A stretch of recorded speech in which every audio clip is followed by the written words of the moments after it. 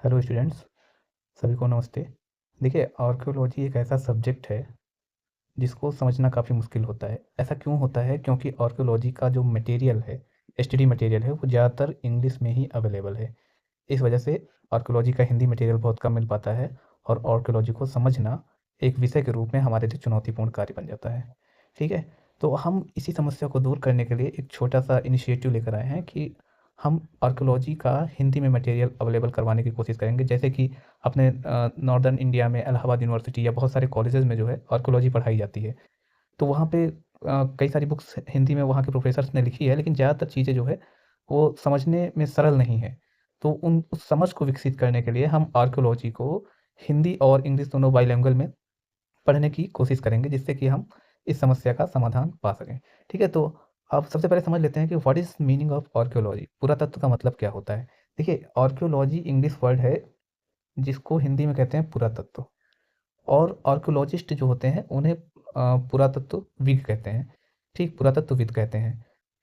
तो हम यहाँ समझ लेते हैं कि आर्कियोलॉजी का मतलब क्या होता है। ये एक इमेज आप देख सकते हैं, किसी प्राचीन काल में किसी सभ्यता की ये इमेज है, ये उसकी लिपि हो सकती है, जहाँ पे कुछ जानवर को, कुछ चित्रों को, कुछ साइंस को दिखा करके उन्होंने कुछ कहने की कोशिश की होगी। ठीक है?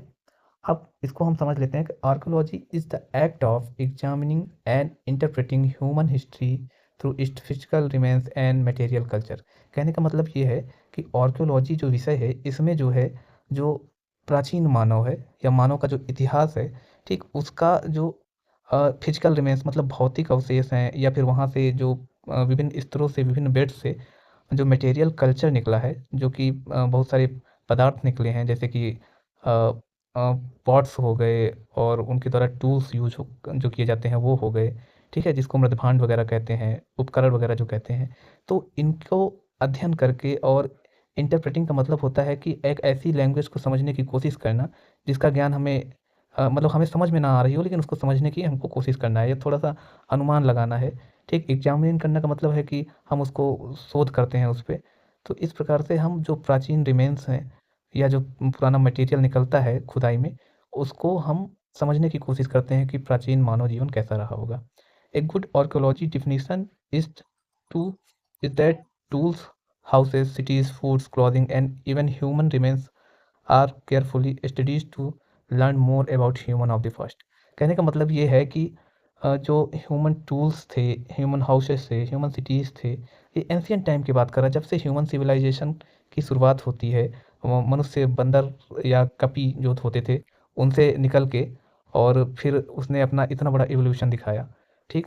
तो इन सब चीज़ों पे जो भी बदलाव आते गए, उन्होंने क्या-क्या खाने में बदलाव किया, अपने पहनने के तरीकों में क्या बदलाव किया। ठीक है? इन सब चीज़ों के बारे में जब हम पढ़ते हैं, तो वो कहाँ पढ़ते हैं? हम आर्कियोलॉजी में भी पढ़ते हैं, और कई सारे सब्जेक्ट्स का भी ये कुछ पार्ट हो सकता है, लेकिन बेसिकली हम आर्कियोलॉजी में पूरा अच्छे तरीके से पढ़ते हैं। पुरातत्व मानव इतिहास की जांच और व्याख्या करने का कार्य है, जो उसके भौतिक अवशेषों और भौतिक संस्कृति के माध्यम से किया जाता है। वही इसका हिंदी रूपांतरण है। ठीक है? आप यहाँ पे इन भाई साहब को देख सकते हैं। ऐसे बहुत सारे मानव कंकाल जो है, वो खुदाई में हमें प्राप्त होते हैं, जिनका पुरातत्वविदों द्वारा या आर्कियोलॉजिस्ट द्वारा अच्छे से अध्ययन किया जाता है। सिर्फ मानव कंकाल ही नहीं, सिर्फ मानव कंकाल ही नहीं, जानवरों के भी कंकाल हमें मिलते हैं। ठीक है? जिनका अध्ययन किया जाता है। आई होप कि आपको समझ में आ रहा होगा। तो यह सभी पुरातात्विक अवशेष हैं। इसके अलावा कई सारे मृदभांड वगैरह भी मिलते हैं। ठीक? और कई सारे टूल्स वगैरह मिलते हैं, जो कि पत्थर के हो सकते हैं आपको, और धातु के टूल्स हो सकते हैं। तो जिनका उपयोग करके मानव आज 21वीं शताब्दी तक पहुंच पाया है, या हजारों वर्षों की जो उसने तपस्या दिखाई है। ठीक? इन्हीं के बारे में हम आर्कियोलॉजी में पढ़ते हैं। तो बहुत साधारण सी बात है। अगर संक्षेप में कहें तो आर्कियोलॉजी का मतलब होता है कि प्राचीन मानव का जो इतिहास है, उसके बारे में हम अध्ययन जो करते हैं, वो आर्कियोलॉजी में ही अध्ययन करते हैं। एक और इम्पॉर्टेंट बात ये है कि आर्कियोलॉजी में ज़्यादातर जो अवशेष हैं, वो भौतिक अवशेष हैं। ठीक है?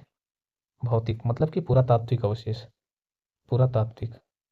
इन पुरातात्विक अवशेषों का ही बचना संभव था, क्योंकि ये 1-2 साल या 10 साल या 100 साल के इतिहास की बात नहीं कर रहे हैं हम करोड़ों साल, लाखों साल पहले की इतिहास की बात कर रहे हैं। तो ऐसी स्थिति में सिर्फ़ और सिर्फ़ पत्थर के औज़ार या धातुओं के औज़ार या हड्डी और सींग के अवशेष ही बचे हुए हैं, जिनकी मदद से हम उस प्राचीन समाज का चित्रण करने की कोशिश करते हैं, जो कि आर्कियोलॉजी में पढ़ा जाता है। आई होप आपको समझ में आया होगा। Thank you so much.